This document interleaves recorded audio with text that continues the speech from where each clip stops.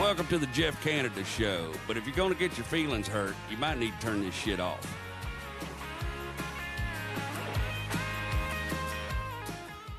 I got my buddy Jack Nelson here. What's up, dog? What's up, man? Good to see you. Yeah. So you were already on an episode, right? Not of this particular version of the Jeff Canada Show, but yeah, we did that whole thing over at Rough Draft in College Station at Oh, yeah, Pizza Place. yeah. I remember. Okay, cool.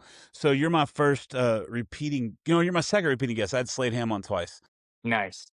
So I wanted to talk to you again because you just recently won a pretty freaking cool award. Yeah, right? Check this out. Yeah. I'll show all your friends. Hell yeah.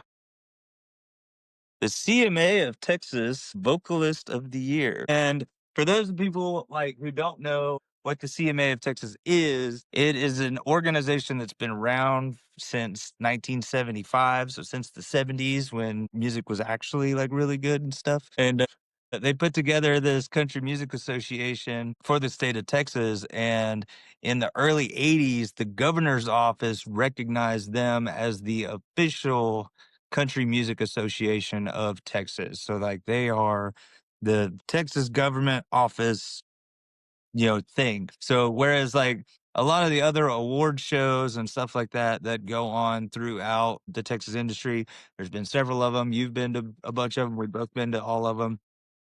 Those are popularity contests.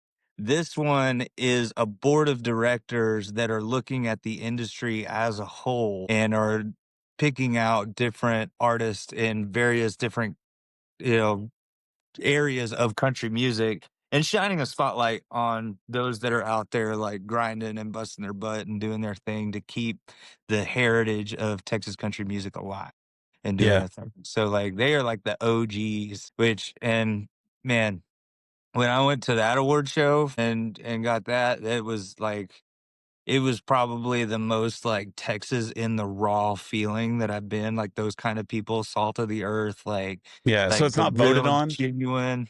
No, there's the board votes and discusses and panels and looks at various different aspects of different things, and just kind of goes through the whole deal. So yeah, it's not who can have the most TikTok followers and who can have the most, Dude, yeah. who can I know who last can year. pay the most for, to buy extra votes for some of those award shows, So this ain't a money game, it's the real thing. So it's super cool.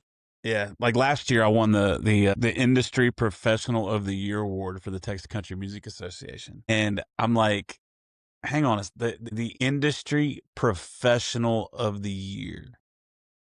And I'm like, so, and now granted, I did do a lot for the industry. Yeah, dude, you've been working your butt off. But did I do the Professionalism most and Jeff Canada are two things that are not usually synonymous. To top it off, my crackhead dipshit ex-girlfriend won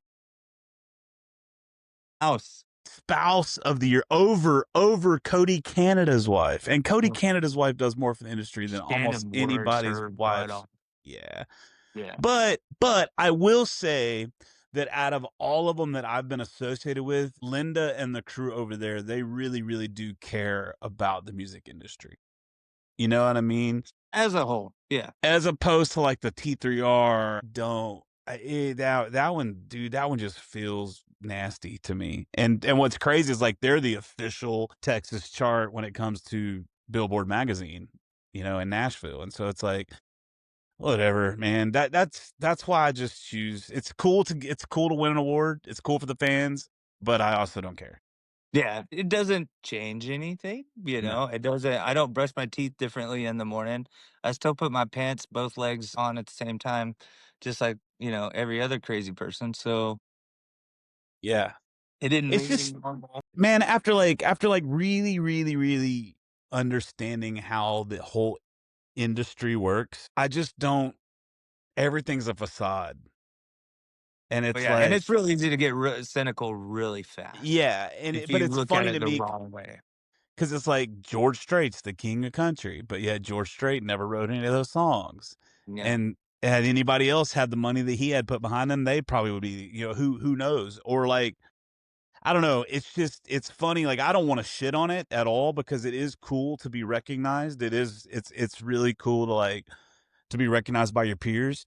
But on the flip side, like you shouldn't be hanging your hat on those awards or number ones or any of that stuff because it's Yeah, like no, dude, it's just a feather in your hat. It's not a place to yeah, hang it. Yeah, right. But that's you know all as it well is. as I do, there's like people out there that that's their entire career is based off. I got 7 straight number ones on Texas radio, and it's Yeah, like how much did you pay for those? You know, yeah, it's so funny. But I definitely don't want to get into I like hash out all that shit again. We've already been down that road.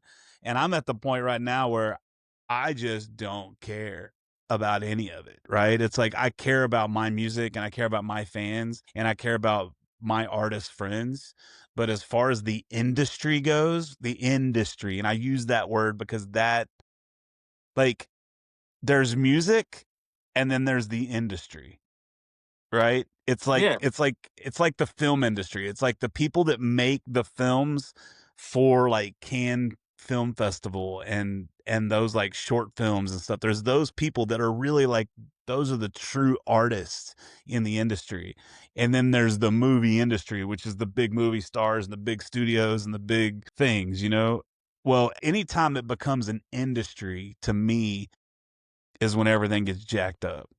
Well, and it's all You know? about, like, don't get caught up in the hype because that's what's gonna break your heart in this industry. I mean, it is an industry, it is a business from a, like, personal standpoint, but o overall, like, it's a big thing. It's a monster. It's something that's greater than yourself, so, you know, you are a part of that, and you see, you know, it's like working for any company. You're gonna see all the fallacies that are going on all the time, and there's only so much you can do to kinda help guide and correct that. And, you know, how that's taken by those that are pulling different strings than you are, you know, that's kind of up to them. And, you know, at the end of the day, all you can really do is be the best you and be yourself and keep grinding away and keep doing that thing to, you know, basically like the award that the CMA of Texas gave me, that is an acknowledgement from the industry, like people that have been grinding this thing out for 50 years now. You know, 1975 was 50 years ago. It's hard to believe, but like that's crazy, right? So, you know, they've been around forever and doing the thing, and for them to like actually take a look at little old Jack Nelson over here, who's just kind of doing his own thing, banging his own chords, singing his own songs, and just out there grinding and hustling. For them to do that, like super cool. Like I wouldn't discredit that one bit. And you know, and I even said, I think in my acceptance speech, you know, was like, keep looking for the guys like me and the gals like me because they're out there and they're doing it. They're working their butt off, not because they want all the accolades that come with it. It's because they just love what they're doing. They love whether it's actually creating the song or it's providing that source of entertainment or release to the listeners, to the people that are doing it, or, you know, maybe they just love feeling like a superstar on stage. Like there's nothing wrong with that either. Just being able, like, being, you know, somewhat self gratifying of being on stage and being the most talented person in the room until you get around a bunch of other talented people and then you get to be wowed by them too. And then being able to pick and pull from all these other different people that are around you all the time. Like I just left a meeting right before this for, they call it the Hangout Tune In, that the city of College Station does. They're speaking of the governor's office, College Station 2 years ago just got their recognition as a music certified city, like Texas music certified kind of thing. And with that, the town government has set aside an entire department that is devoted 100% to getting all of these songwriters that are in this area together. And that's all we were talking about today was like helping to kind of help cultivate, especially the new guys. Some of those guys, like, that were there haven't even written a song. Some of them have only been doing it for a couple of years. One guy that was a writer, you know, he's been doing it for 40 years as a full-time guy. The guy from Great Blue Something, the Breakfast at Tiffany's guy, was there Mm. tonight, and we were hanging out with him, and he was giving words of wisdom. Deep Blue Something, that's the name of their band.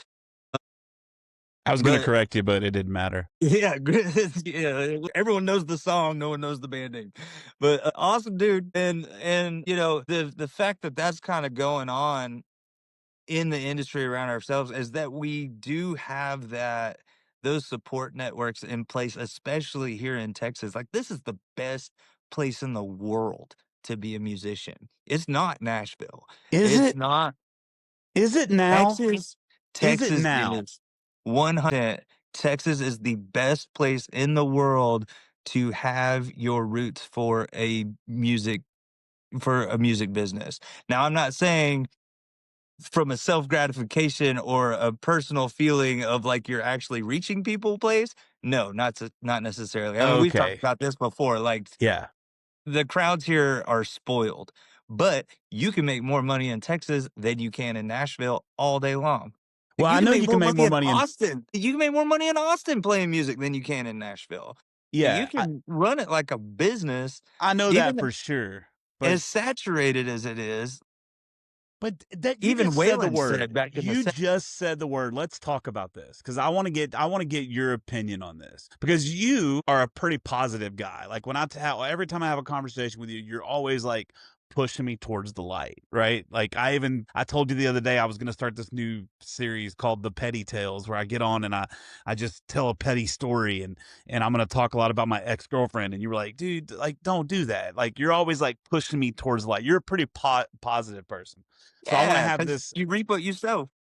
yeah, but I want to have this like conversation uh around on the overall music business as it is.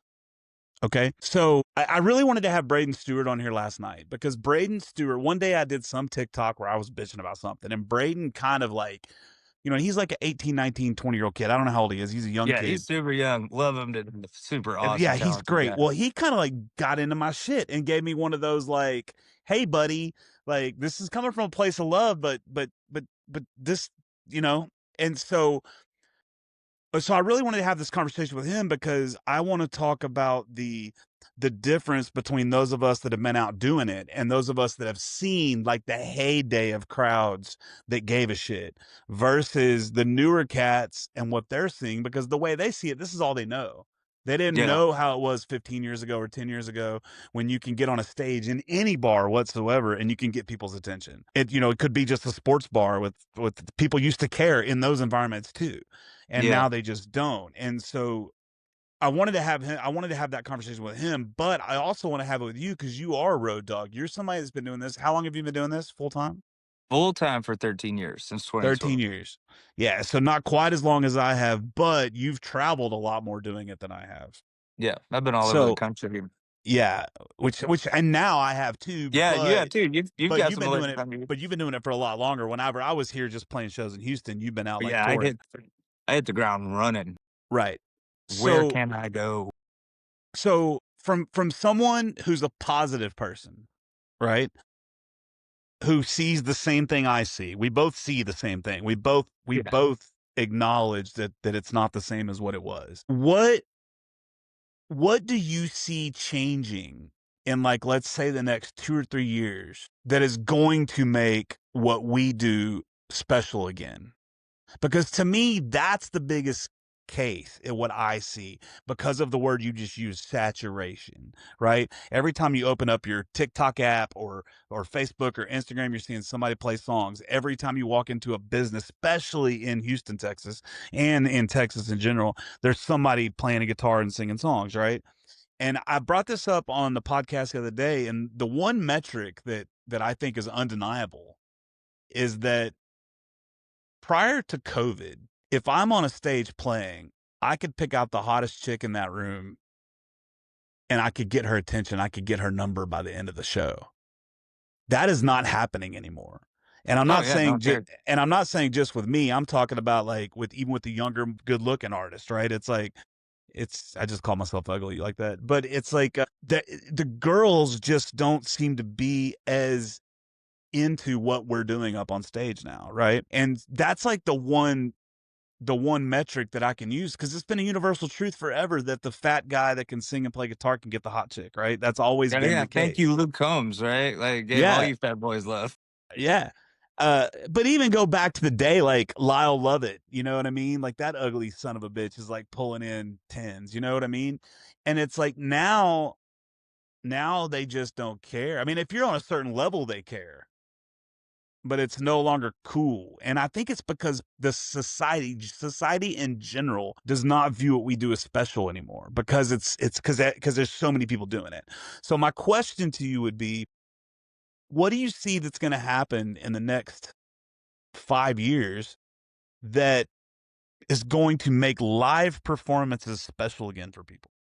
So it's what would make it special and what I'm gonna see are two different things. Like, I don't see much changing in the next few years. Like, honestly, like it's in and at that point, it really makes you question.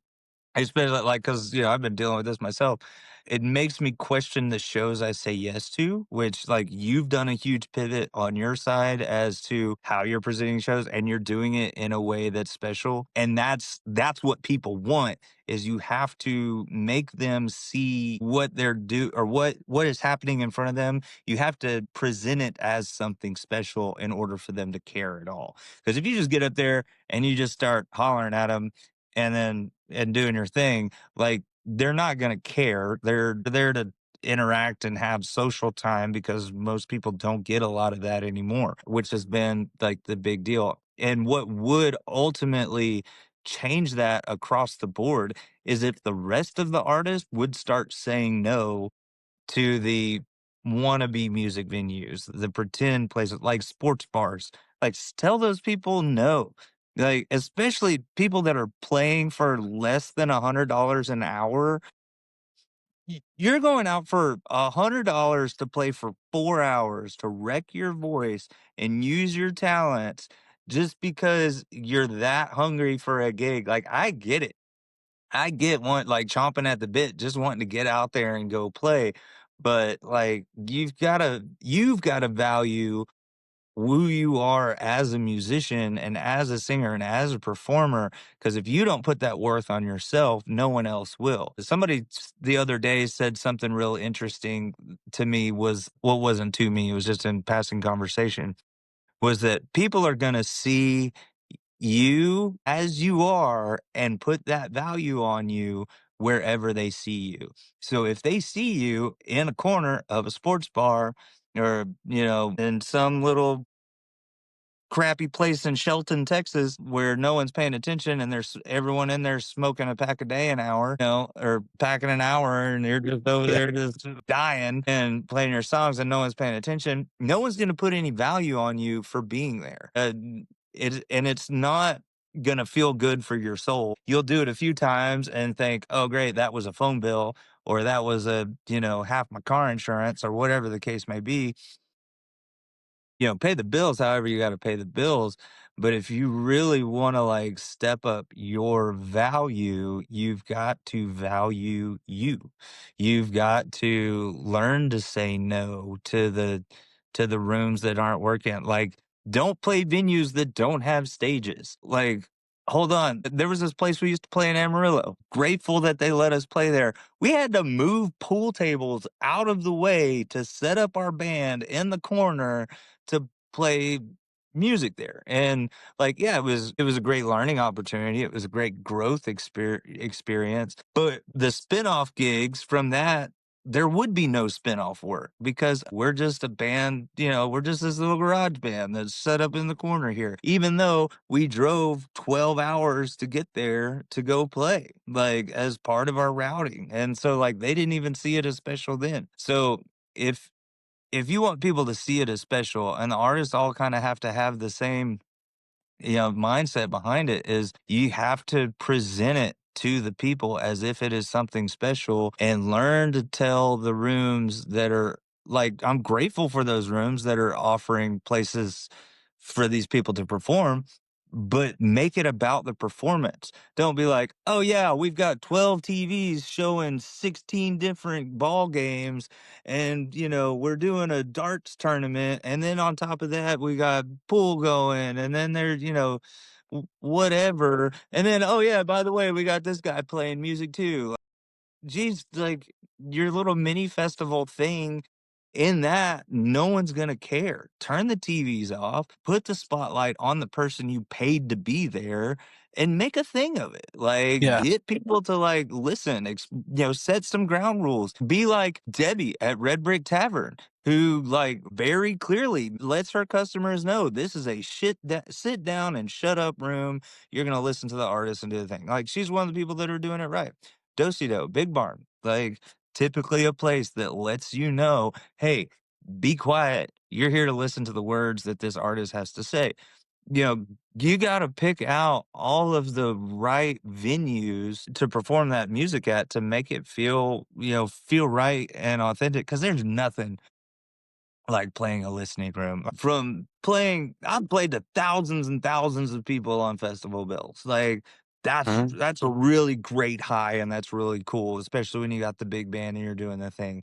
But the thing that really just like grabs your soul and is just like gives it a big old hug and like, yeah, you're doing the right thing and you're connecting with people is going into a room where those people are listening and paying attention. And in the places where you're talking about where you just feel like nobody's paying attention, there's always at least one table, usually two, and you just got to keep making contact with those two tables and keep performing to them and let it suck in. I mean, if I you've don't got even nobody, Yeah, I don't even see it. Yeah, I don't even if you see it don't even anymore. see one, then you're playing for yourself. And that's what my song Going Places is all about. Like just close your eyes and run through the music videos that the song makes for you in your brain And see, I just and can't just do that. Like, I can't do that. Like, it's not in I just can't do it. The same thing happened with this deal at work.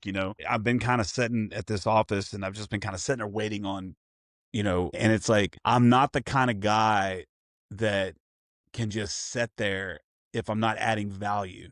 You know what I mean? It's like, and so I used to be. I used to be able. The problem is, I've played so many awesome stages over the last 5 years for so many great crowds. I don't want to play that crap anymore. And oh yeah. so, but even the big guys get it. I mean, half the people that go to Cody Johnson's concerts aren't there for Cody Johnson. They're there because it's the Instagram reel or whatever. Or their boss gave them tickets, or it just is what it is. And I don't know. It's just a weird. It's very weird to me how we've gotten here. And I think a lot of things have added to it. But the problem that I see is every time someone says anything about it, they get pounced on by everybody. Like for example, if you bring up using your iPad on stage, right? Like that's a big one. If you bring that up, because to me, my personal, the same way where you're talking about musicians need to say no to those rooms, they're never going to. It's No, never going to happen. no. But the same thing with the iPad thing. We have so many people playing songs off an iPad has changed society to thinking that's the norm. And so people will come up to me at my show, even if I'm playing like a 3-hour show, I usually do like 2 covers, 1 original, 2 covers, 1 original. So people come up and ask me for a request and I'll say I don't know it. And they're, well, just look it up on your iPad. And I'm like, when did that become a thing? Like, I know it's a thing. I used to do it, but it's like, to me, we're kind of all stepping on our own dick when it comes to this stuff, you Yeah. know? And it's like, and so then what I basically did, I went through the bad breakup, whatever. Won't get into that. But basically, what I started doing is this year, I said, you know what? I'm going to do whatever I have to do to guard my peace, to guard my soul. And that's why I started doing the free house concerts. That's why I started going out of town and doing these. Well, I was doing that before, but like really like taking a leap of faith. Like that last run I did, I didn't know how much money I was going to make. I ended up coming back with like 12 or 1300 bucks, which was cool, but I had no idea how much money I was going to make. And it was just kind of a leap of faith. And to me, that's the biggest problem with the industry is that now it's an industry. Yeah. Well, it's Now it's always for always been everybody. an industry. It's Yeah, gonna but be a now it's like everything's about the money. You know what I mean? Like every single thing that's going on has got to be about the money. It's like I got to make this much money per show, this much money per hour. I got to do this, I got to do that, I got to do this. And it so is you a get business, you know? Yeah, but it It's is, a but lot the of people's problem is livelihoods. but if you truly treat it like a business, if you truly which is what I've been doing for the last 19 years, what you've been doing for the last 13 years, if you truly treat it like a business, right? Then what you end up doing is you end up saying yes to shows that are about the money and no to opportunities that are not. which means you're not going to grow your brand. You can't, and this is what I try to tell people all the time. You That's can't, true until you evolve past that. right? There comes a point, and you've reached that point now to where it's not about the money, it's about what you can make out of it. Like, honestly, this past 10 years that I've been doing my mountain runs, it's always been like, "Hey, we don't know how much money we're gonna make." Right. We do have some anchor dates along the way that are gonna kinda help make sure we at least have enough gas to get to the next place, but we don't know how it's gonna go, and 10 out of 10 years it has always turned out for the better. I mean, some of them were hard, and we cut it close, but there was some years where we came out 5 to 10-fold better than we could have imagined. Like, Right. just because we put the faith in to put the work into the people that we were performing for and providing that thing to them that was special, because the places we were going, they don't get what we were able to provide on a regular basis like they do here Right. in Texas. And the thing you're doing now with the house concerts is you're straight up from the rip saying, "Hey, this is something very unique. It's something very special that not everybody gets." So you're doing it right, and you've kind of found you found that little tingle that's like, this is the little rabbit trail you're supposed to go down, and like really that's where you develop your your core fans and your But I could true. only do that by doing what you just said. You have to take a gamble on yourself. And what I'm trying to say, what I'm trying to talk about is peep, you know what I'm saying, where you'll have like a $5,000 gig booked, right? It's like a $5,000 private party or whatever, right? And that is not, it doesn't move your needle in any way other than money. It's not, you're not going to make fans. You're going to be playing like a wedding or some shit. And then all of a sudden you get this opportunity, let's say Shane Smith, I don't know, whoever, it doesn't matter. Whiskey Myers hits you up and says, "Hey, we want you to come do a 5-date tour with us." Right? Well, But you ha- and then but that's when but you you have have to a say just. no. You have to say no because you're treating it 100% like a business. As opposed to That's not saying, true. You don't have to say no. "No, no, You I know have the ability to cancel a contract and find a replacement, and you do when you you're know like us, but that's not what I'm saying. I'm talking about the general person that views this if you view this 100% as a business, 100%. If you view this 100% of business, you have to take that gig because that no, you don't. 5,000, No, yeah, you don't, because that's a different business decision. I know it's a different business decision, but you're not, I guess I'm not explaining it correctly. Okay. So let's say you have to make $3,000 a month, right? I got to make $3,000 a month. That's what I have to make. No matter what I do, that's what I got to make. Okay. So I got to book $3,000 worth of shows, right? And I start Yeah. doing that. I cannot afford to take this Friday night off and not make any money to go do this other opportunity where I'm going to lose money or I'm not going to make as much. That's what I'm talking about. I'm not talking about yes, you can do what we've done and say, fuck all that other shit. What we're going to do is we're going to do it our way, and we're going to like, you and I are risk takers. We're gambling on ourselves. You gamble on yourself when you go do those runs up through the mountains, right? I Yeah. gamble on myself. When I do these house concerts for free, I'm gambling on myself. I'm basically saying I'm going to go out and I'm going to give these guys such a good show, they're going to pay me anyway, even though I have no idea what that pay is going to be. Right? Most musicians that treat this 100% like a business are not going to do that. And so that's why you have the people playing at the Baker Street pubs and Two Below sports bars and all these different kind of sports bars, because they have to make the money, right? And so Yeah, I mean, what make I'm different trying to financial say decisions. what I'm trying to say is, in order to really grow your brand, what you're doing and what I'm doing, in order to truly grow your brand, you cannot look at it 100% like a business. You just can't. You gotta No. look at it as a business and a passion project at the same time. Well, yeah, it when you're because to me it still falls under. I see where, like, the business side of it, you're strictly following that under money as a money game. Right, right, right, To me, that business level also expands into your potential from the investment of your time and the right. decisions that you've made. Yeah, networking, all that stuff. Yeah, it's a bigger side of the business that, yeah, these, especially the younger cats, they do get locked into, like, it I need to make X amount of money to pay for our tour vehicle, our marketing, all our scheduling, whatever, radio promotion, yada, yada, yada. In order to foot that bill, we need to make X amount here.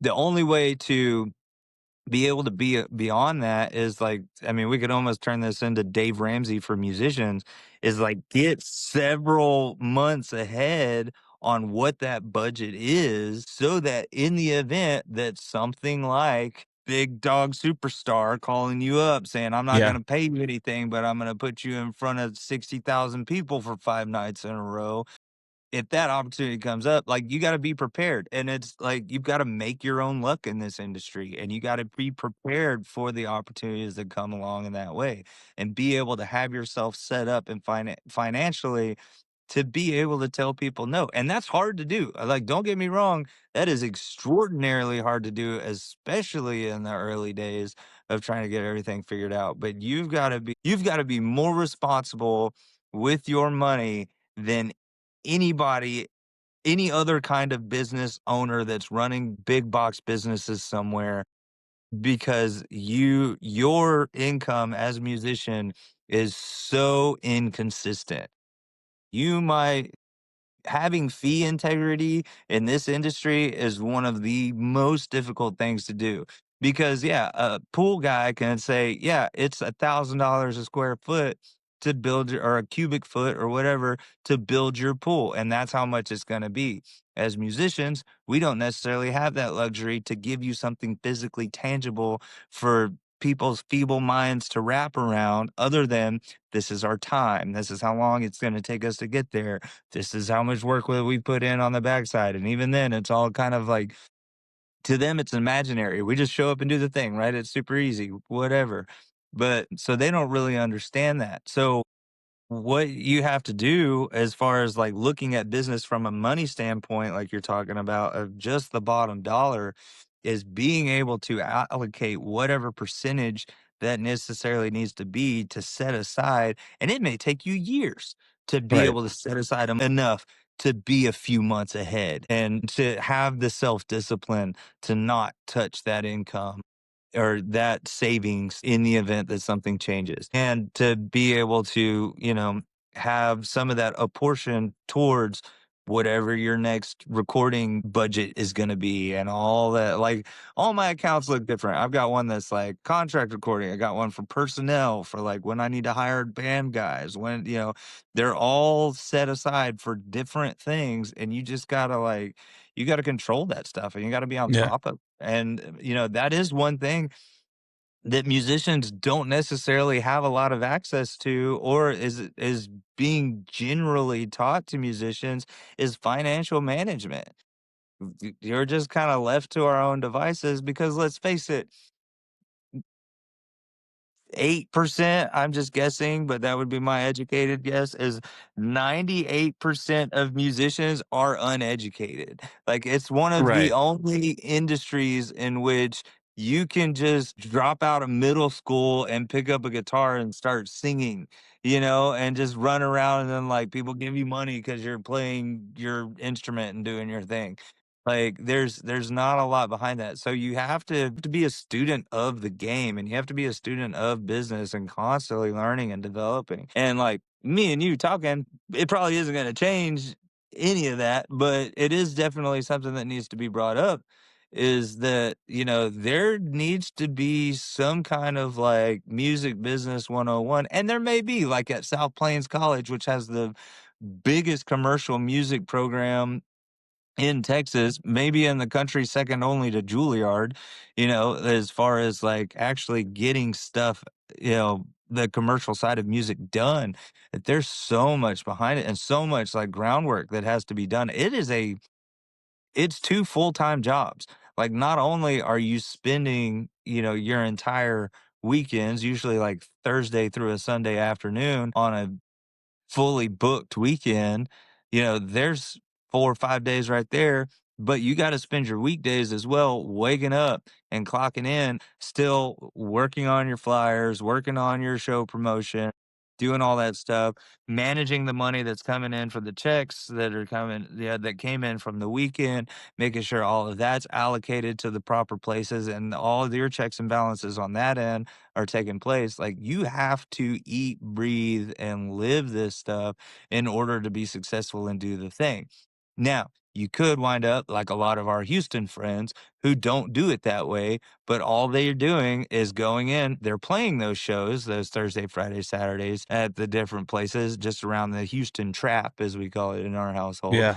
and just playing those bars and doing that circle and doing that thing and going around and around and around. And then at the end of the day, they're all complaining that they're not bigger than they are because they didn't go anywhere and they haven't done anything. And that's another thing. That was one of the things we talked about in the meeting that I left a while ago is that you have to show up. You have to go to other artist shows. You have to make friends. You have to go to Music Fest in Steamboat and do all that networking and talk to all those people. Go to those award shows that you may or may not agree with the premise of, but make those connections with the people that are there. You may not agree with the reason they're there, but they are there and you agree with them because they're in the same industry and they're doing the same thing, and you gotta stay relevant. If they're in your town and you're off that night and you're not at that show and you're not saying hello, then shame on you because 100%. this is a 24/7 job and you have to absolutely 100% love and be passionate about this job Yeah. because it's the only way to go anywhere. I just ran into Peyton Riley at a golf tournament that another musician friend of ours put on. Cody Joe Hodges just did this Haley's Halo event yesterday here in College Station. I was talking to Peyton. She's what, 16 now, 17, 17. super young. Yeah, and she's spending her next 18 days with 2 days off maybe each week, 1 to 2 days off maybe each week, going from Nashville to Memphis to Dallas to like just constant like all she has is travel days and it's playing music every single day. Like Peyton's doing it right. You have to put in that legwork and you have to keep doing the thing and you have to keep just hustling and grinding, especially when you're young like that and you have the energy to do it. Like do it, but be Well, cognizant of your business side of things. she had a pretty good mentor, you know what I mean? Well, yeah, yeah. I hear he's okay. I'm just playing. Yeah, I I mean, he is a immediately very so industry professional, award-winning kinda. back when she was like 16, I pulled her mom to the side and I was like, "Hey, y'all got to stop doing this." And she's like, "What?" I said, "You got to stop playing these 3-hour shows. Like you got to stop playing these shows here, shows there. Like, does she need the money?" Well, no, she doesn't really need the money. Okay, if she doesn't need the money, then right now is the perfect time where she needs to be writing music, putting out songs, and networking her ass off and playing original shows. Don't even get involved in the cover thing because what's going to happen is she's going to get used to that money and that there's no it's the trap. It is the trap. It is the trap. I've been in it, you've been in it. There's friends of ours that we know that are They wouldn't let 40. me in it at first, so then I figured out it was a trap from afar. Well, I made my own way, I basically just made my own way, but it's like I have so many of my friends that are playing, they're my age, 40, 40 something, that have been playing in bars for 15, 20 years and that really don't have anything to show for it Yeah, other than they've been playing shows for 15 to 20 years, and like and I I bet you just none of them have, like, any kind of thrift savings plan set aside or like a 401k or any of that stuff. I bet very few of them do have set themselves up in the way in the future. So now they've guaranteed that if they ain't singing, they dying. Like, cause yeah. they're gonna have to sing until they die because they weren't able to set up that infrastructure underneath. And that's something that musicians really need that's not getting talked about enough. Yeah, dude, I 100% agree with that one, man. And I feel bad, but on the flip side, you either learn like this, you got one shot at this life, right? And you either Yeah. learn from your failures and your falls or you don't. And like I'm the kind of guy, you've seen it, you've seen me fall, you've seen me fall more than a lot of people. Like, but the difference between me and a lot of people is when I fall, every time I fall, I'll try to learn a lesson from that fall. You know what I Yeah. mean? It's not just about getting back up again. Like you fall down, yeah, you got to get back up again. We all know that. Dust yourself off, get yourself back up again. But you also need to look at that experience and learn a lesson. Learn a lesson from that. You know, with me in the rodeo a few years ago when I got trashed and damn near got tased. If it wasn't for Philip Griffin, I would have went to jail that night. And I learned such a valuable lesson by that failure, you know? And you have to learn from your failures, man. You have to learn. You can also learn a lot what not to do by watching other folks too. There's plenty of people to watch what to learn and what not to do, you know? But I get called lucky a lot. Like, That's yeah, hilarious. like, "Oh, you're so lucky you get to play on this festival. You're so lucky that you get to open up for Shane Smith or Stoney LaRue or Randy Rogers or the one I really like, well, you wouldn't be anywhere if it wasn't for Charlie Diggs." And it's like, what about all the shows that Charlie had nothing to do with? I mean, my 3 shows with Shane Smith had nothing to do with them. Actually, my biggest shows I've played had nothing to do with Charlie. So And you were it's well on your funny, way before Charlie started managing you at all. Like, 100%. yeah. And so it's funny because it's like there's so much toxicity, right, involved in the industry. And I'm not just talking about people in the industry, I'm talking about people outside the industry. You know, back in the day, if you put out a shit album, you got a bunch of fan mail in that wanted to kill you. Now, if you just say something you shouldn't say on a reel, on a, you know, a TikTok, you're getting just a night. I mean, just look at the one that went viral for me, 12 million views for telling the crowd to shut the fuck up. You know, all of those, like, there's so many comments on there and so many of them are so toxic and so nasty. Me, I don't care. I think it's funny, but it's like there's so much toxicity around this industry too, you know? And I think a lot of those musicians that we're talking about that are stuck in the trap, I think that that's their biggest fear. I think their biggest fear is they're going to put something out that's not going to be liked and they cannot handle the rejection. And we, on the other hand, have gotten used to it. Like I'm so used to rejection. I expect no. Like I Yeah. expect I mean, if I I don't make music for other people. I don't do what I do for other people. I do it because it's what I made and I like it. If you don't like it, well, that's your problem, not mine. yeah. And Yeah. Or it's that's not the a problem. thing. It's just an opinion. It's just an opinion. Yeah.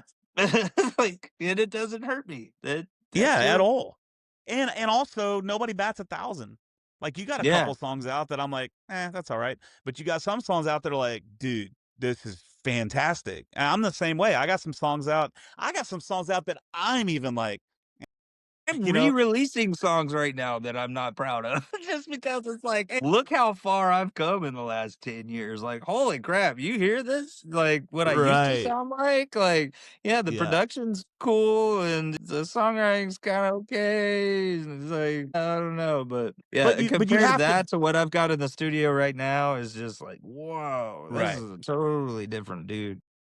But you have to be able to take that and take it as it is, you know, just take it Yeah. with a grain of salt or take your Enjoy lumps your or whatever. growth.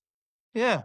Dude, that's, and I'm the same way. Like I write songs for when I'm writing a song, I am not thinking about who's going to be listening to the song at all. Oh, yeah. Right? At all. I'm like, I'm writing a song of something that I have something I want to say, and I'm going to find out the most creative way I can say it that I like. And I'm going to put it out. And the people that like it. And the people that don't. And that's, you know, that to me, that's art. That's the difference between art and just producing stuff. You know, that's this AI shit. These people that are uploading these songs to Spotify or whatever, and it's all AI. Like, stop complaining about it because you can't change it. There's nothing you can do to change it. It's not going to change. No, It's you're here to not stopping stay. that train. It's Not without an act of Congress. Like that is right. literally what it would take. Even then, it's not. It's just not going anywhere. It's here. But What you can do, what this should be, is this should be a wake up call to everyone who overproduces their songs. This should be a wake up call to get back to the basics. Get back to the basics. Go into the studio and do a more simple version. You know what I mean? Don't go in and overproduce a song because everything sounds overproduced. Like Yeah. to me, there's no difference between an AI song and a Morgan Wallen song. But yeah, especially Like, on the instrumentation side. What gives it yeah, away to me on AI is the voice. Like, right. as Yeah, soon as that robot starts singing, I know that's what it is. Like, and it's just a dead giveaway. And what blows my mind is the amount of people that can't tell the freaking difference. but they don't care. I made a big post about this on Facebook and it kind of went a little viral, and that's what it was about. Like, the general public does not care. No, to them, a good song is a good song. But what irks me is that they think it's me and it's not me. But, Yeah. that's Yeah. kind of put me in that whole weird situation is like, this person is completely ripping me off, pretending to be me, releasing music on a separate entity account, and basically like impersonating me on my side. And I was like, okay, what do I do with this? I don't know, but it's gained me a lot more TikTok followers, so Yeah. that's cool. Like, thanks for thanks for growing my vanity stats.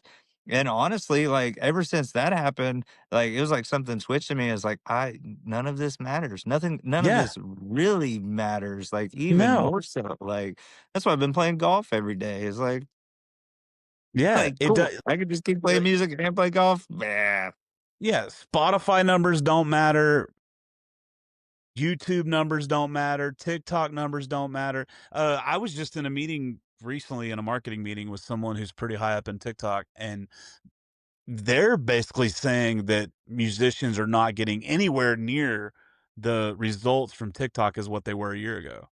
Yeah. Uh, it's totally changed, and really, Because and there's that's too many of okay. them. Even TikTok's oversaturated. Like, everybody's playing guitar in their bedroom. Like, cool. Like, there was a time when we did that not to record it and put it out to anybody. It was us Right. sitting in our bedroom and playing for hours on end because it's just what we enjoyed Because we doing. loved it. Loved If it. I Dude, the I wouldn't take back any of the time, but if I had the time back to that I'd spent just playing the Cowboys from Hell riff from Pantera over and Yeah. over and over again in my Right. bedroom, like, I'd have a few days back for sure, maybe a month of just sitting there Yeah. like over and over and over. Yeah, that was me with the whole Bush 16 Stone album. I would sit there, I had a little Ibanez Yeah. RG series, and I would sit there and I would just play through the whole album, and when it got done, I'd start over and do it all over again.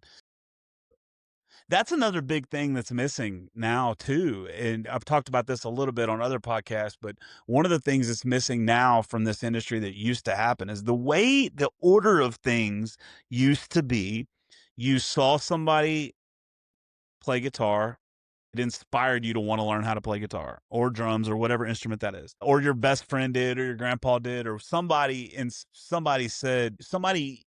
put an imprint on your heart that this is something you should do. So you go out and you buy a shitty guitar, right? It's probably some $100 Ibanez or Yamaha or Epiphone or Fender, whatever, some crappy. Pawn shop special, dude. Right. And you would get in there and you would learn some chords, you would learn some power chords, you would learn a couple leads, you would learn some things. And then you thought you were good enough to invite some friends over. So some friends would come over and they would watch you play these songs and they would tell you, "Oh, you're doing great, blah blah blah blah." And you're kind of delusional thinking that you're doing great, right? And then you're like, okay, I want to start a band. And so you go out and you look on Craigslist or whatever it was You at the teach your time. You go to buddy how to Guitar play Center. bass. Yeah, or you teach your buddy how to play bass or drums or whatever it is. I mean, that dude, go watch the Kings of Leon documentary. It's insane. Like, none of those guys were signed before any of them could play their fucking instruments, which is nuts. And then and then you start playing in your garage, right? Next thing you know, you have a guitar player and a drummer, and you're in there and you're on a shitty PA and shitty instruments, and you're just playing. But the whole time you're getting better. you know, Yeah. and then it's like, okay, now we're ready to go play a talent show. So you go out and you play a talent show, or you go play a battle of the bands. You know what I mean? And then that's whenever your first somebody comes up and says, "Ooh, you guys are not that great," or "You guys are good," or whatever the case may be. It's your Yeah. first time of being like publicly chastised or picked up or whatever, you know? Yeah. And then it's like, oh, well, that's a cool feeling. So now what I'm going to do is I'm going to go out and I'm going to start playing open mics. And you go out and you start playing open mics, you get a little bit better and you get a little bit better. And next thing you know, now what you do, you graduate to like ice houses and biker bars, right? Because anybody can go in there and play some give me three So you're steps. like And describing my whole journey right now. me too. Like And perfectly. you know, but the whole time you're getting better. And then now it's like, okay, now I'm ready to be a professional musician and I'm going to go out. But you have all of these years or all of this time of getting better. Well, that's all skipped now. What's happening now is parents are buying these kids their guitars, and it's a, you know, $400 or $500 guitar or $4,000 or $5,000 guitar, as opposed to that shitty $100 guitar that you have to learn how to tune and you play till you bleed, and you know, Those you people are build up still out there. Those people are still out well, there. They just don't have a they are. phone in their face the Well, whole they time. are, but what I'm talking about is, and now what you do with the invention of the iPad, now it's like, okay, I can learn 3 chords or 4 chords, and now I can throw an iPad on stage, and now because of technology, I can immediately go into playing music for a living. Yeah. So that's what you're getting, Dude, and I used so to walk around with a binder full of songs. me Like too, me these are too. songs that people might ask for that I've like at least gone over once or twice. And then But like what all of that has done is it's dropped the overall product. And that's yeah, what I've been definitely.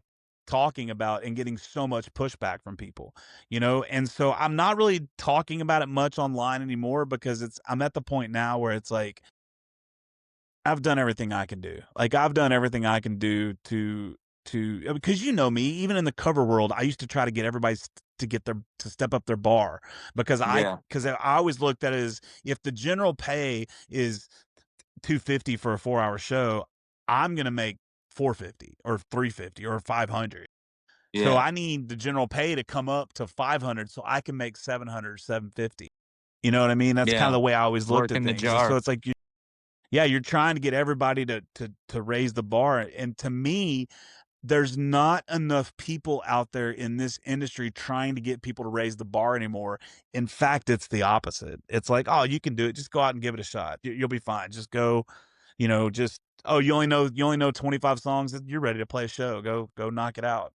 You know what But I at the mean? same time, like those new guys, they need a place. Like new guys and girls, they need a place to go and get that solo experience and doing that thing. And the thing is, a lot of them get stuck doing those because they're afraid to do what you're saying and raise the bar and strive for just a little bit better show, for a little bit a nicer venue, a better thing, like just to go take it to that next level. And what's happening on that lower level is that you've got some, 10 to 15-year pros that are still there and working those rooms where you're not leaving a lot of space for the little guys to come in and have that spot. Whereas those bigger guys, they either need to like have the realization that it's not really for them and they just need to go somewhere else and do something else. As I mean, you know the ones I'm talking about. And then also give those little cats a chance to grow and evolve. Like give them a place to start because I feel like that's hugely important in the early days. Like, yeah, like start with the 3-hour shows. Do that for a year, maybe 2 years, 2 or 3 years, Yeah. and really cut your Or teeth 5. there. Yeah. And Yeah. then get to the point where it's like, okay, I have an album's worth of music, the original stuff, and evolve and grow from that. And then some people, they just get stuck in the cover world forever and do that. Yeah. And it's a totally different ballgame on the original side. It's like as you have learned, doing the original side is, dude, that'll gut check you real quick. That'll humble you But super it's fast. better. But everything about it's better. Yeah, it is, but it's a whole lot harder. I mean, it may be better, Yeah. but it is tougher, and you've got to really deliver every time. Like, you gotta be giving it to them and, like, showing them what's up because it's a totally different ballgame. And, the rooms you choose are very important because some rooms are just naturally geared toward that. People wanna hear original music and they wanna hear the stories. Some rooms, people just want a place to go socialize, and you get to be the background noise. Like, and the And background I am noise, not okay with that. yeah, that's I'm not. That's I for the can't new do it. I'm guys. telling you. You're too I'm long telling you, in the bro. Like tooth. I'll Yeah. I'll literally be on stage staring at someone trying to make their head explode with my mind while I'm on stage playing those shows. You know what I mean? Where it's like, It's on. yeah, just like like and you're not even thinking about what you're playing. You're not even thinking about what's going. You're just thinking, I'm just trying to make it to the third hour to get out of here. Hopefully somebody puts some money in my tip jar. But right now, I want that lady right there to figure out a way to just like spontaneously human combust with my mind. Like that's Yeah. kind of where I get, and so I can't do it. But the thing is, I know I can't do it. And that's why I checked out of it because, my buddy Philip Smith, one of my best friends in the whole wide world. He worked for 25 years out for AT&T and he retired and now he's playing music and he's doing cover gigs. He's playing all these background stuff and he loves it. He freaking loves it and he's really good and he's making really good money and that's cool. That's his thing. He doesn't understand why I can't do it. He's like, dude, you need to make some money. Just go out and play one of these shows. I'm like, dude, I literally can't do it. Like it's not good for my mental health. It's not good for it's just not a good situation to be in for Yeah, me. and Philip's probably one of those guys that can just check into the song, doesn't care what the crowd's Yeah, doing or not. Like, he's just right. like, "I love playing this song, I'm gonna play this song." And that's cool. Yeah, Like, I can do it both ways. I can either serve the crowd or serve myself. If the crowd ain't hungry, I'll just serve myself because I enjoy what I do. yeah. I love listening to myself I sing. I think I'm great. I can't do it. I can't do it. I'll sit up there and I'll play a song and I'll sit there and pick up my phone and I'll look at my phone for 3 or 4 minutes to see if anybody even notices that I'm not singing. And then Oh, it's like yeah. I'll get bored with that. I'll get bored with that. And I'll put my phone down and I'll play a song and no claps. So it's like it's just constantly. I am not built that way. I have been the center of attention since I was a baby. Yeah. Right? Like I've always did everything I could do to be the center of attention. I was in theater, I was in band, I was in, all of these ways for me to like, and I'm just not wired that way. And some people are, some people aren't. And it's cool. I'm just not wired that way. But it really upsets me because I grew up like going to a place called Dance City in New Caney, Texas, when I was like 7 or 8 years old, and seeing Gary Stewart just sit on a bar stool and play songs, and everybody in the crowd just being completely enamored with what was Enamored. going on. Yeah. You know what I Oh, mean? yeah. Or like my first festival ever was the Houston Bluegrass Festival with Chet Atkins and Roy Rogers and not Roy Rogers, Roy Clark and all these bluegrass legends were up there just and everybody. It was at Miller Outdoor Theater and everybody just kind of like blown away at what was going on, and I remember as a kid going to Montgomery County, whatever, out here and going to see people like Clay Walker or any of those cats, those 90s country cats. Even Willie. I saw Willie out there one year. And it's like now it's not about that. I was watching that Bob Dylan, the new It's the biopic cell phone, from Bob dude. Dylan. Like, it's the cell phone. It you think it's 100% cell phone, or you just think people have become more narcissistic and more into their own selves? As a byproduct of the cell phone. Like, I Yeah, mean, it's the smartphone that's changed the way people pay attention to and receive their entertainment. Because yeah, back then, and the times you're talking about, they didn't have like they had a TV that you had to turn a dial to. They had the radio, right. and they didn't get to pick what they were listening to unless they were pulling out their cassettes or CDs or whatever. Same with TV. Like, you had to pull out a VHS tape and then you're watching a 2 hour long movie, whereas like live performances are, for the bigger shows, that's about the runtime is about 90 minutes. So it's a two Yeah. hours depending on the thing. And so like that was their movie theater. That was their source of entertainment to doing the thing. Now we've got an algorithm that encourages 15-second to 30-second long videos before for people to engage with and turn on. And the average watch time of each reel is like 1.4 seconds or something Yeah. ridiculously short. Like, I don't like that. Gonna go to the next thing. I don't care for that. I'm gonna go to the next thing. There are people, and I know you see it all the time. People will be filming you for the chorus, and then when it's time for the guitar player to take their solo, they just stop recording because I don't care about that part. Like no one's gonna care about this part where the instrumental break is. Like I want more words, I want more singing, and they go back to recording after the lead ride is done, or they quit paying Yeah. attention altogether and they're on to the next thing. Is usually the case, and they're carrying on conversations that way. It's But it because like breaks my heart. It breaks my heart that there's never yeah, going to be another Bob Dylan. There's never going to be another Bob Dylan. you got Jesse Wells. I mean, he's cool. I dig him. He's more of a Rudy Guthrie to me than Bob Dylan, but Yeah, like it's I don't know, man. It hurts, dude. It hurts, they're you They're know. there. What you're talking about, like the Dylans of the world, they're there. They're out there. I've seen them. I've met them. They No, for just sure. I'm not saying they're not there, but what I'm saying is you're not going to have those people get to stardom like that because it just doesn't check all the boxes. But one they thing do that I it was through the going to back channels. I mean, Dylan was kind of the same way. It was all through the back channels. They weren't playing a lot of his stuff on the radio. No, but Dylan, when he would set up in a bar, just a normal bar, and he would start singing, people would turn their chairs because of what he was saying. Whereas Right. right now, they don't even pay attention to you enough to hear what you're saying. That's what I'm trying to say. But one Well, and thing look that, at the content of what he was saying though. It was very poignant and it was very divisive. A lot of it was very political, which is all kind of something that, people are going to really want to tune into because it's something they're going to analyze very in but you depth have to because hear it first. they have to You well, have they to have hear it. strong feelings about that subject matter. That's the Right, thing. but you could get up on a stage right now and sing about the very things and no one's going to know because they're not listening to what you're saying in the moment. That's what I'm trying to say. So it's like, it just is what it is.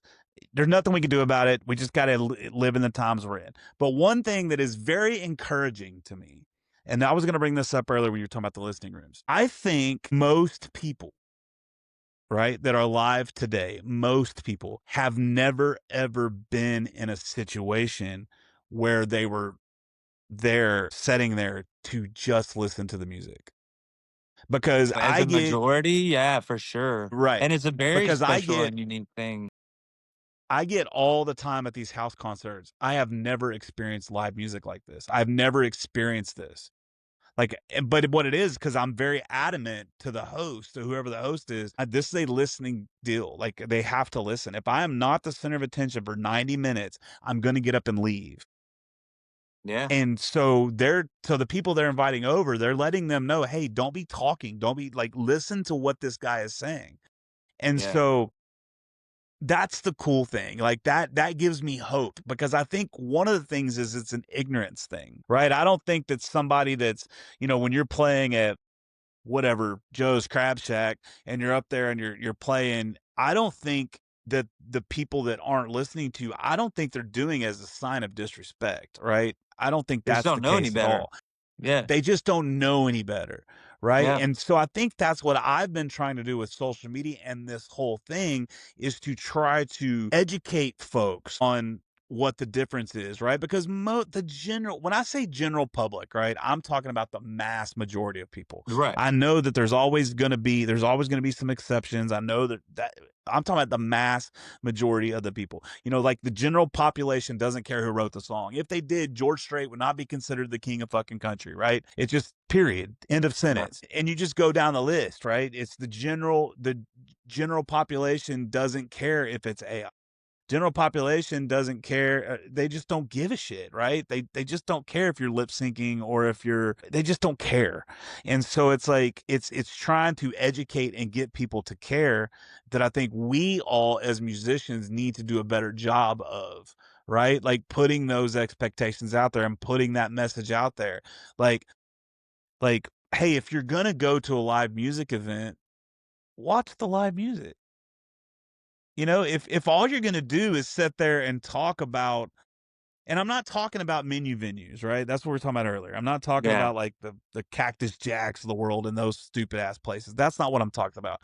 But if you're I've actually seen going to more people pay go, attention at Cactus Jacks than I have at most of the other that places. place can go fuck itself. Well, I mean, Oh, I've never played there, but I've seen other people play there.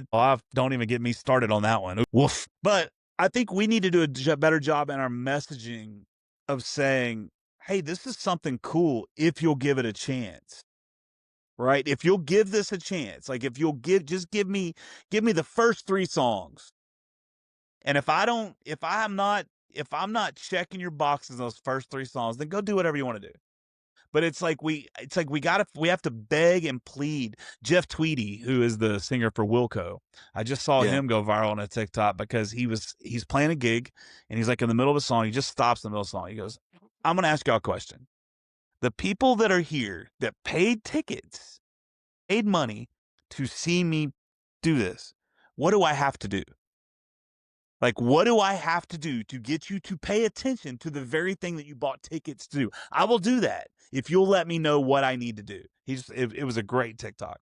And it's like, to me, I think that needs to be, because I have seen a change in my fans. I've seen a change in the people. Like, a lot of people coming to me like, hey, you're not going to have to tell me to shut up tonight.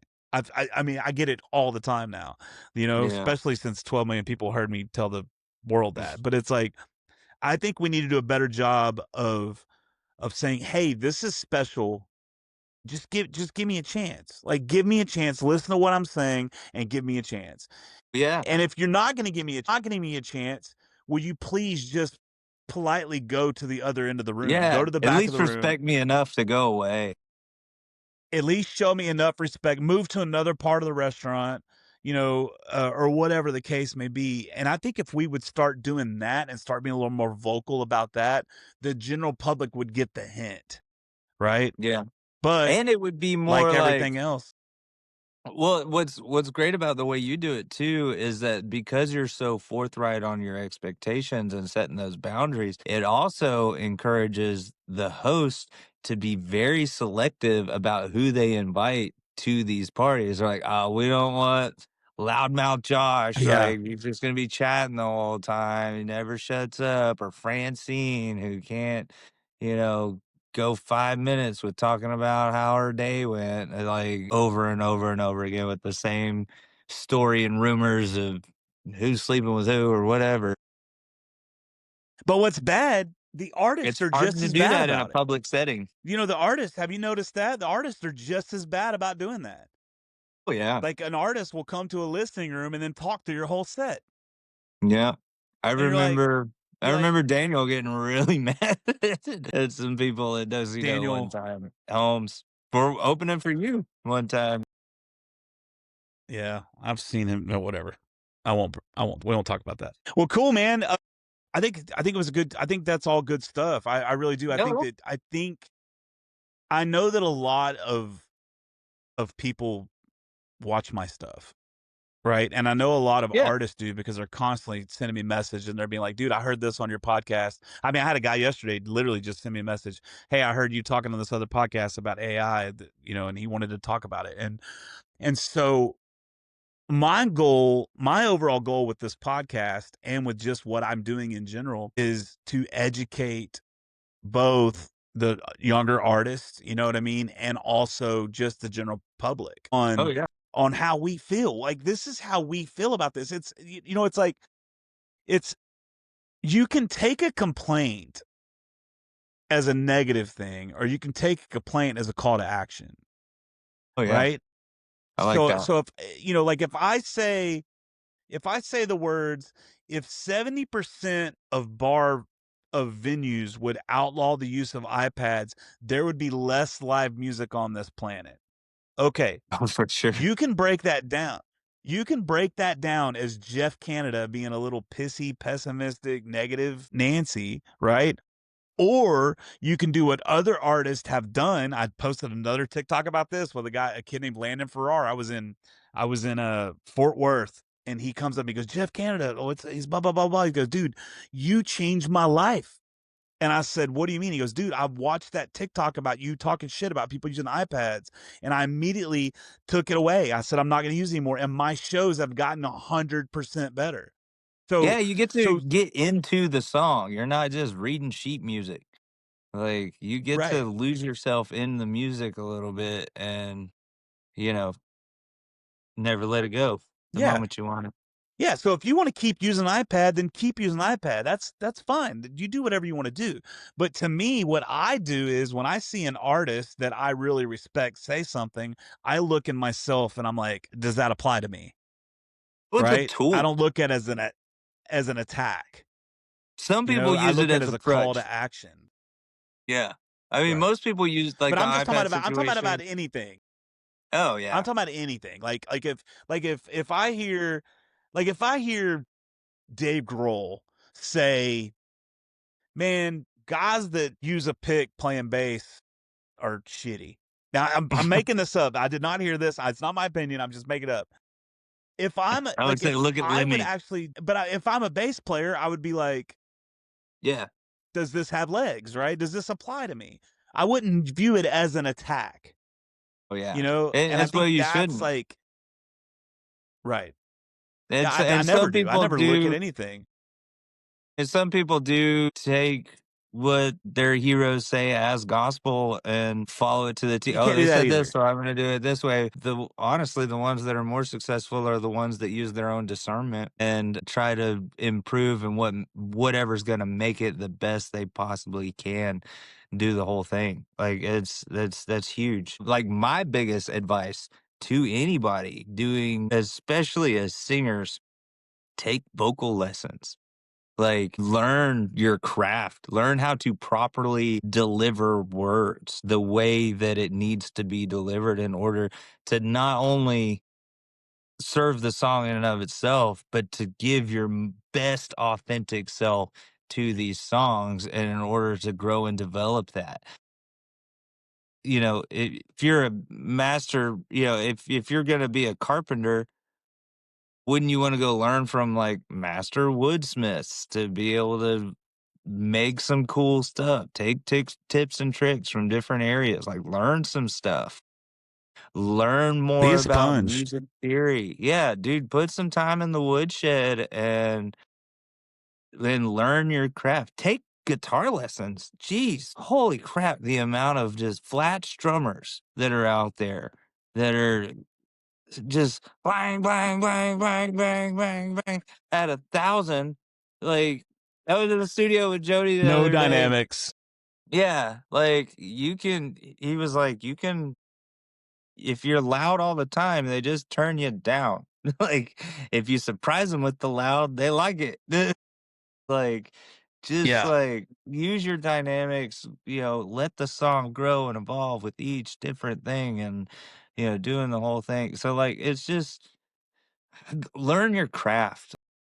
Take the lessons and the things that you are applying of all aspects and constantly be learning and doing the things. But for God's sakes, people take vocal lessons.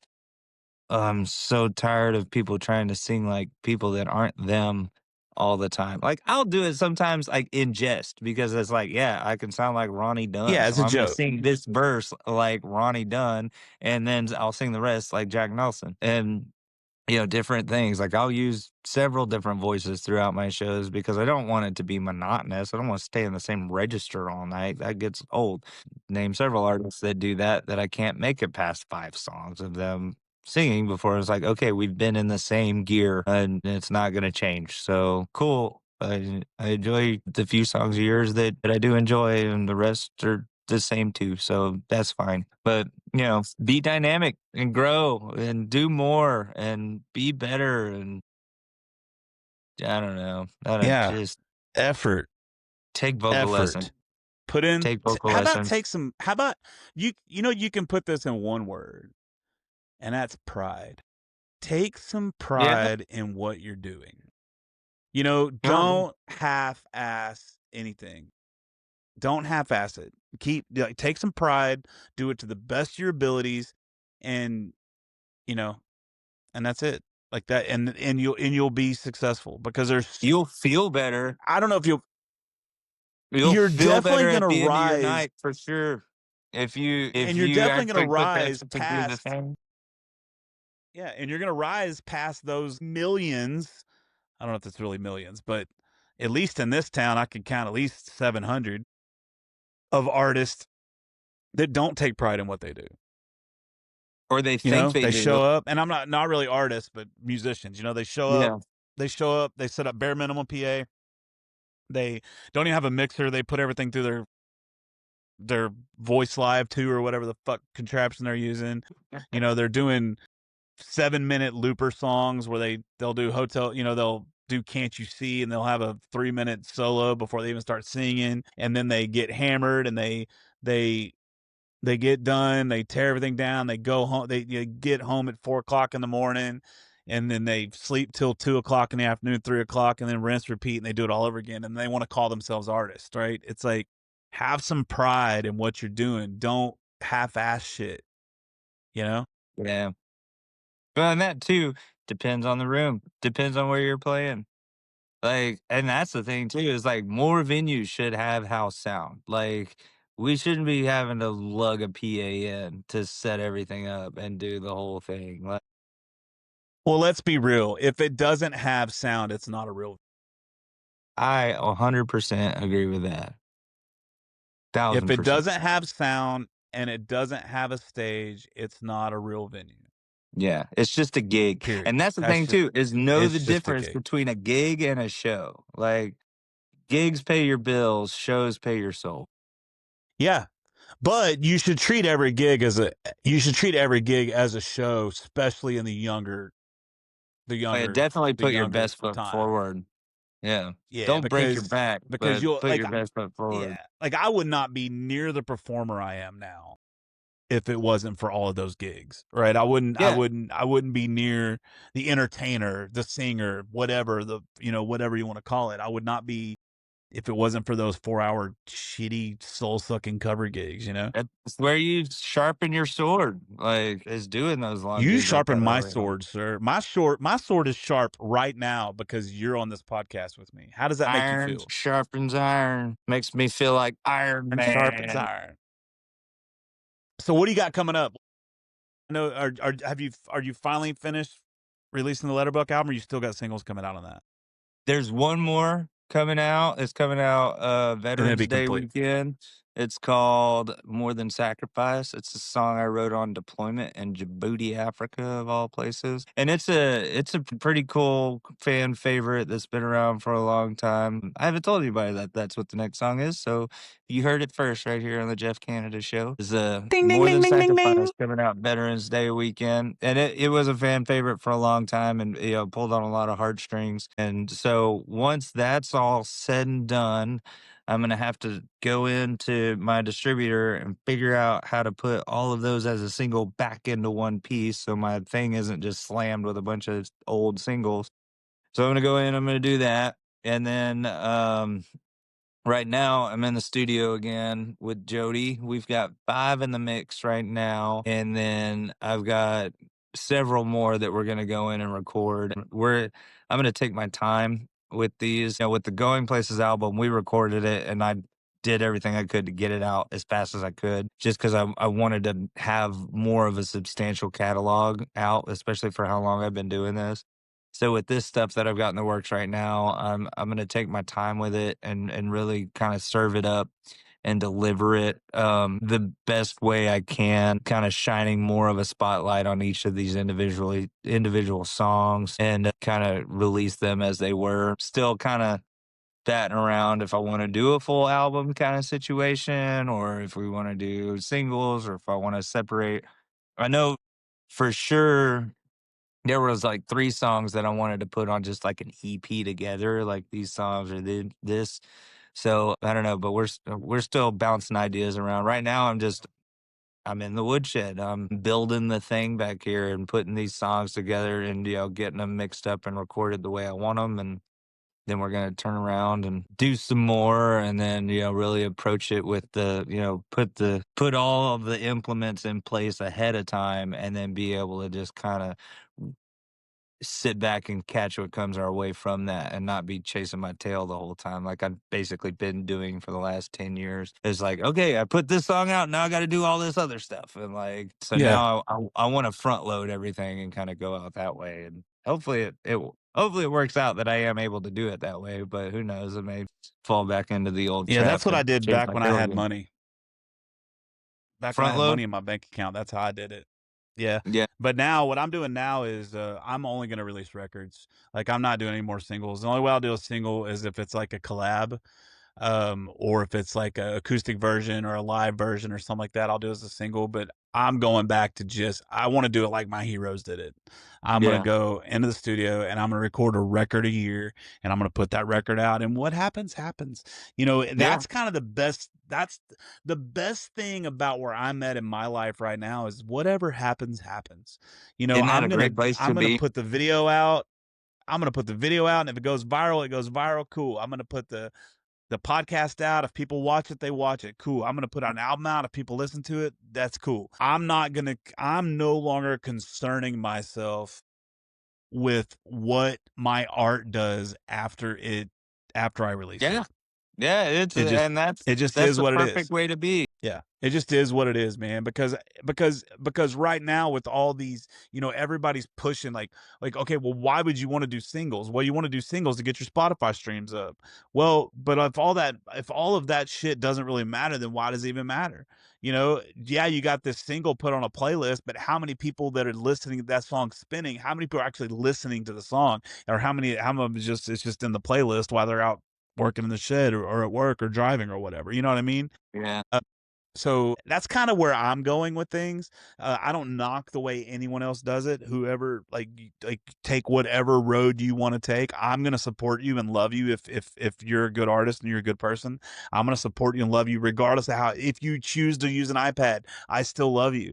Like I have some friends of mine that come at they're constantly clapping back at me. Terry Knight is somebody she's up in Abilene or Amarillo or somewhere like that. I can't remember. And Lubbock, Abilene.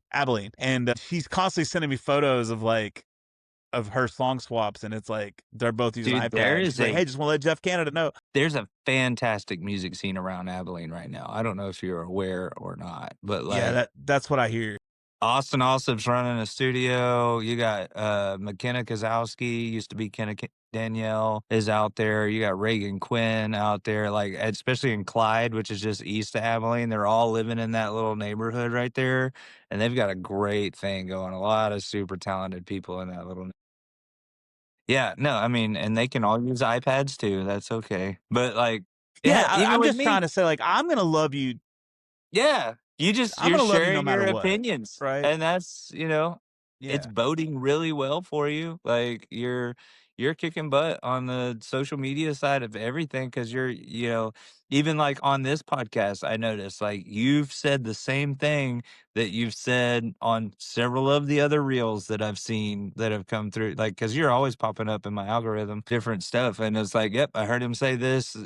Talking to MacArthur, talking to Patrick. I heard him saying this on some other podcast. I heard him saying this just talking into his phone, sitting on the toilet. Like, but it's you're really good at being very repetitive, like they do in basically mainstream media too. Like it's the same thing. You're good at singing the same song to really drive your point home, and that's huge. That's boding really well for you, and you feel like it's very evident that you feel very passionate about these opinions and these things that you're saying because like not everybody has the cojones to really step up and say like you've said a lot of stuff that I kind of wish I'd would be willing to say, but it doesn't fit my brand, like that's the way I Right. feel about it. Like, Right. man, I'm just gonna make people feel weird if I say that. So I know you do a really good job Well, you of saw that. delivering. So Did you see the post I posted on Did you see the post I posted on Facebook that said I'm gonna start a new service for $20? You just send me what you want to say and I'll say it for you. I mean, it was a joke, obviously, but it's like for those for those of you sissies that are too scared to say it, just shoot the text over to me and I'll say it. Shoot the text over, Yeah, Venmo me $20. I'll say whatever you want me to say on the internet. I don't give a shit. but All right, and buddy. that's Well, the what way else is you coming gotta down the be, dude. pipe? Do it. Yeah, 100%. What else is coming down the pipe other than that? That's it? That's it. Just a whole new album's worth and another song and Yeah. you Just a know, whole new album's worth, another just little tour. stuff. Yeah, I Yeah. think next summer we're gonna home base up out of northern Colorado, and then from there basically treat it like our home away from home. Splinter We've got out. a Yeah, I got a Yeah. really good buddy that's got a ranch up there that's like, "You just need to come live with me for the summer." Like, "All right, I'm down with that. Hell yeah." Up in the Hit mountains me off like up. the valley. Hit me up. Hit me up when you do that, when you start planning that trip out next year, because I have a place in Aurora, not Aurora. I can't remember where it's at that I can get you into. That's a really cool little spot. Yeah. Couple places up there actually. Just be a little acoustic spot, probably maybe on like a Sunday or whatever. Get you, Yeah, put that's a all few I'll be $100 in your doing. pocket.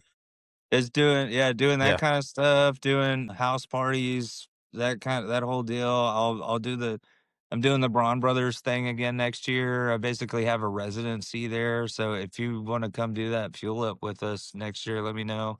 I'll get you roped in on that too. Yeah, Jeff Crosby does that every year. Jeff Crosby was telling me Yeah. about that. I opened up for him not too long ago. He's a cool dude too, man. Oh, yeah, That's super the coolest talented. part about this industry is all the rad ass people you meet. Oh, yeah. There's so many just cool, cool cats out there doing it. And You know it's what I mean? always the ones that are at, like, that 8-year mark plus. It's the ones that have been in it just long Yeah. enough to go, "Oh, yeah, we're not competing with each other." And that's the thing, dude, is so many people take every little thing stupidly personally, and everything just feels like a competition. God forbid you joke around with somebody because they're gonna see it as an attack somehow and like, "Can't believe it said this," like, it's like, well, I you say dumb stuff, I'm gonna say dumb stuff too, like, it don't mean anything by You're it, but talking to Noah about the flood on that one, bro. oh, yeah, dude. You know, I get it people s nonstop. All right, brother. Well, people's man, we can feelings hop don't get off hurt. here, man. It's been a Yeah, dude, yeah, been great talking. it just is what it is, dude. That's Yeah, for life, sure. dude. I'll have you on again too, man. So I'm gonna start doing these. I meant to cut it like an hour, but we were having fun. So I'm gonna Oh, start yeah. doing these a lot more often now that I can. Now that I can do it here in my house and they can be there, I have a lot more like really rad guests that want to come on Yeah, it's way more since I'm convenient. doing it remote. It just sucks because, man, like one of my favorite things to do is be in the same room with somebody. We Yeah. always have such really good conversations beforehand, such really good conversations afterwards. You can hug them, like right now, I Yeah. want to hug you, dude. I love you. You're like one of my favorite people. I want to hug you and I can't because Virtual. you're through you're through the whole internet. So, I appreciate you coming on, man. I love you. I got mad love for everything you do. Yeah, dude. Mad love and respect back your way as well. I appreciate You you know, having me on. it's really cool. I just found, so I'm moving some stuff around the studio and I just found the letter you wrote me. And it Yeah. like you sent me some vinyls and wrote me a letter, dude, and it was really really really really like heartfelt and cool, you know what I mean? And it's stuff like that. It's stuff like that that you remember. Yeah. You don't remember And that's why you I don't do it. remember It's the it's a personal touch. Like it's like, hey, like I respect you this much for you voluntarily like offered or asked me like, hey, I saw you're working on some album stuff. What can I do? And so I was just like, hey, here's one of the things that we're doing right now, and you're just like, "Psh, done," and you sent it there, and like you're one of the very few musicians that actually did that. Like that's above and beyond. So why wouldn't I take the time to, reciprocate that personality right there, like yeah. personalness, like there's That's the there's shit no one sees, you know? you got to give it back, That's the dude. stuff no one sees, but I don't It's the stuff that nobody sees, but I don't do it for that anyway. You know, it's not. I was talking to Charlie Diggs the other day, and that dude does so much stuff that no one ever sees, Of course. ever sees. But nobody ever, because nobody sees it, they don't. You know, they don't. It's just Yeah. one of those things, It, man. But I it gets appreciate your written off a friendship. lot. I appreciate you as an artist. Likewise. Yeah. Yeah, I think you're fantastic, and I love being on this journey with you. And so you're one of my brothers in arms for sure. So have a good night. Go kiss that pretty wife of yours. You as well. You know, have fun. Be good. Don't be a Yeah. butthole. I don't know. I don't know what I'm saying. So just don't hop off here till I'm gonna hit stop now. Just don't hop off here till it finishes uploading. All right. Sounds good. Later, everybody.